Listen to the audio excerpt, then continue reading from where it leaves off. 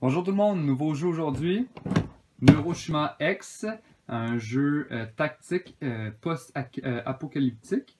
Le but du jeu, en fait, ça va être de contrôler une faction et d'essayer d'éliminer vos adversaires de la ville. C'est un jeu qui se joue de 1 à 4 joueurs, préférablement en paire, soit 2 ou 4. Et c'est un jeu pour tout le monde, très agréable et les parties sont assez courtes, 30 minutes maximum. Alors, le but dans Neuroshima X, ça va être de détruire le QG de votre adversaire. Donc, les QG, ici, vont être placés en début de partie par chaque joueur sur le plateau de jeu. À 2 joueurs, vous devez vous placer à l'intérieur, ici, que vous voyez la ligne un petit peu plus foncée. Et au-delà de 4 joueurs, au-delà de 2 joueurs, excusez-moi, vous pouvez aller vous placer sur la totalité de la carte. Donc les joueurs en début de partie vont placer à leur guise, n'importe où ici, dans un exemple de joueurs, on va me placer comme ça, vont venir placer leur QG sur la carte et vont venir mettre leurs points de vie, les points de vie ici qui sont associés aux points de vie de chacun des QG à 20. La partie termine lorsque un des QG se rend à 0 ou lorsque la totalité de votre pioche de tuiles ici a été épuisée, d'enfants est épuisé. Le gameplay de Neuroshima X est très simple, c'est plus au niveau tactique que ça va être plus complexe. Mais pour apprendre à jouer, très simple. Le premier joueur qui va jouer va piocher une tuile et la jouer. Le deuxième joueur va piocher 2 tuiles et les jouer.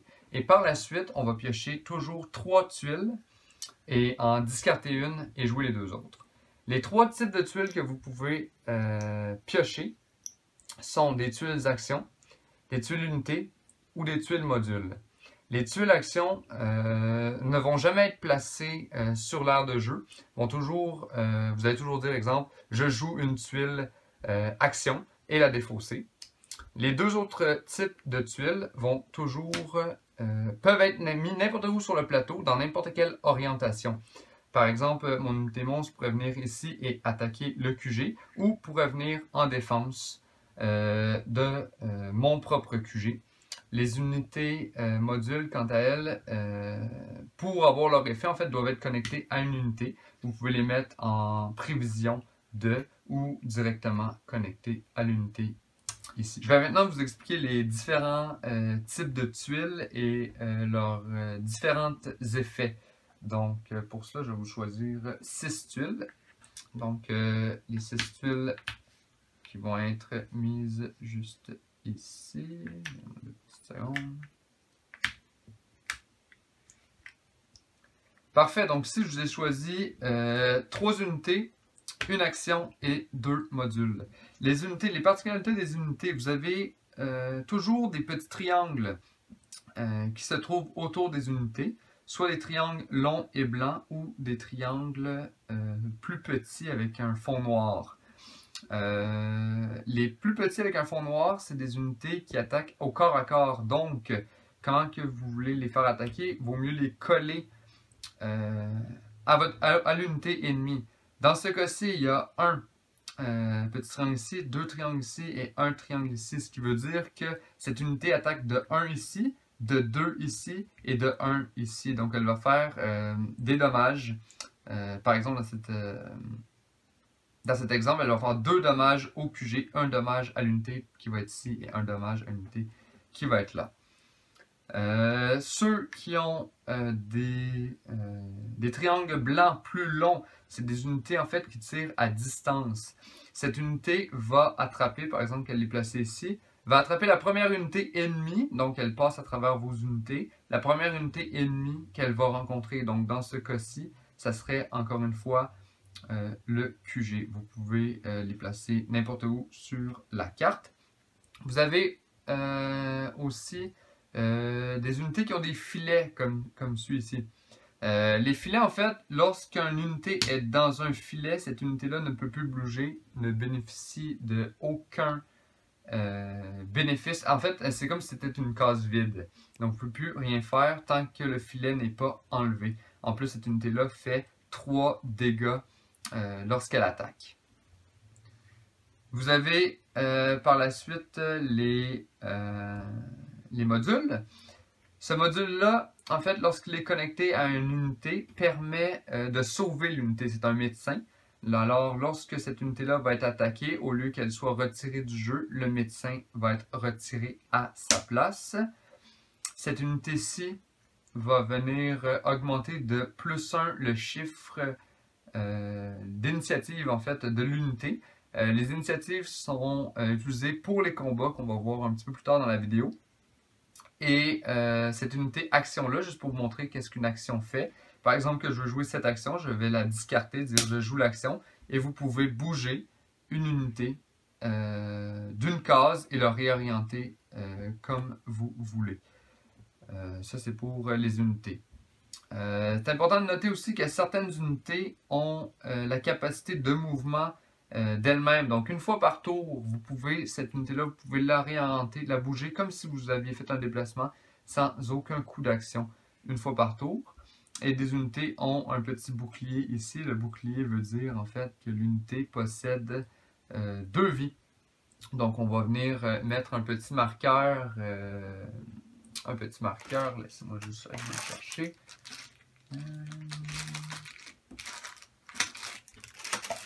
Bon, je n'ai pas le petit marqueur, mais je vais vous le montrer tout à l'heure.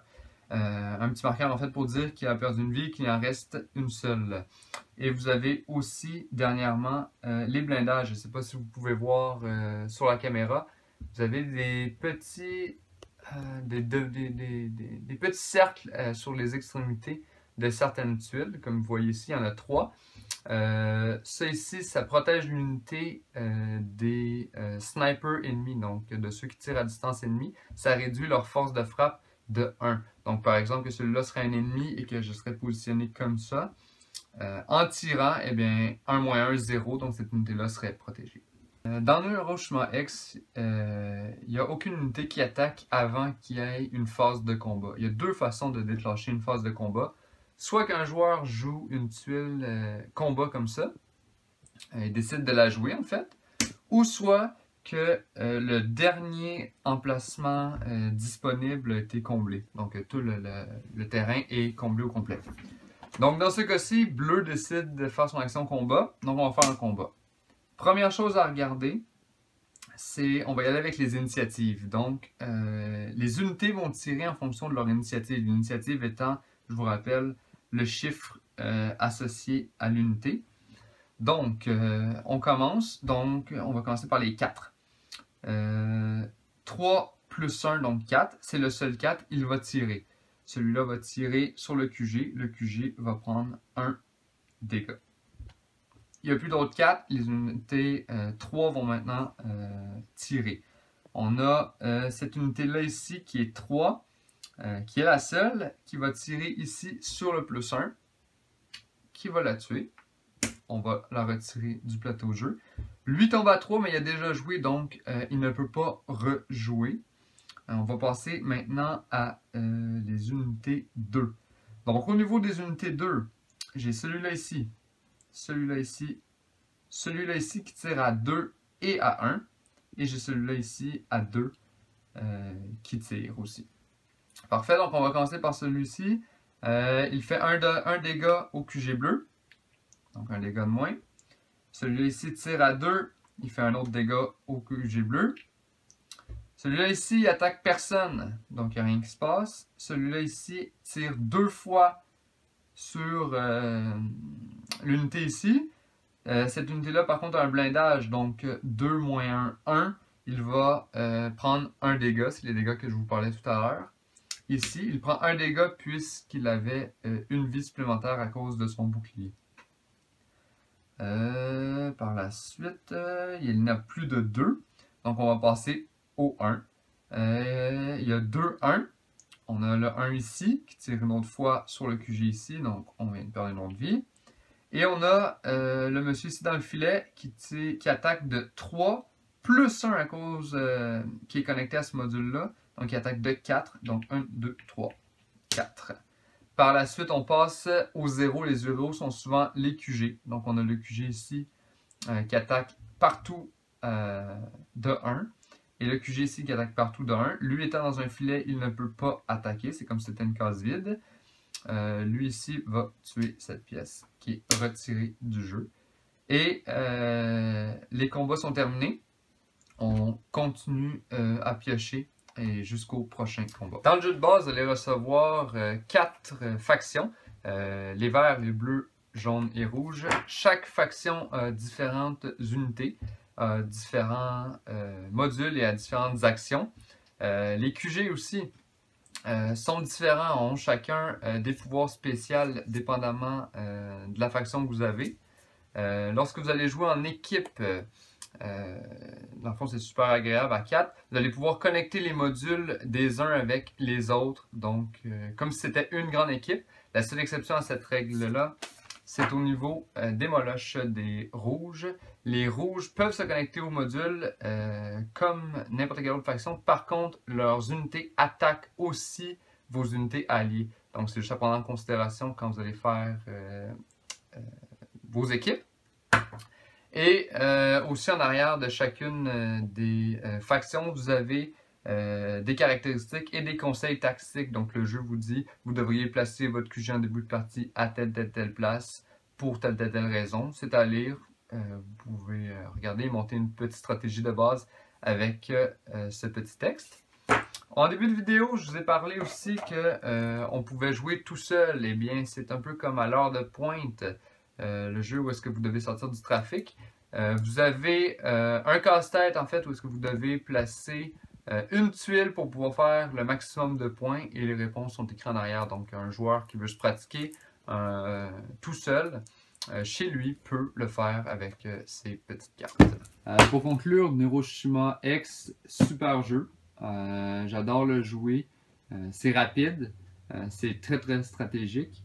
Il y a des petites variantes que je pourrais vous présenter en fait. Vous pouvez, des house rules que nous on joue avec, qu'on trouve assez agréable. Au lieu de terminer votre pioche, au lieu que la game finisse, quand vous avez terminé votre pioche, vous pouvez rouler jusqu'à ce un deathmatch, jusqu'à ce que votre adversaire soit complètement éliminé. Les parties sont plus de 1h20, 1h30. Dans ce temps-là, pour ceux qui veulent essayer.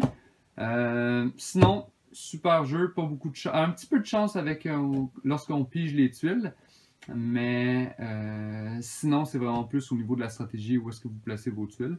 Il est à noter aussi que vous pouvez acheter des multitudes d'extensions, donc je crois qu'il y en a au moins 9, si c'est pas plus, donc à confirmer, mais il y en a vraiment beaucoup que vous pouvez acheter pour venir rajouter des variantes à votre jeu, donc je le conseille fortement. Neuroshima X.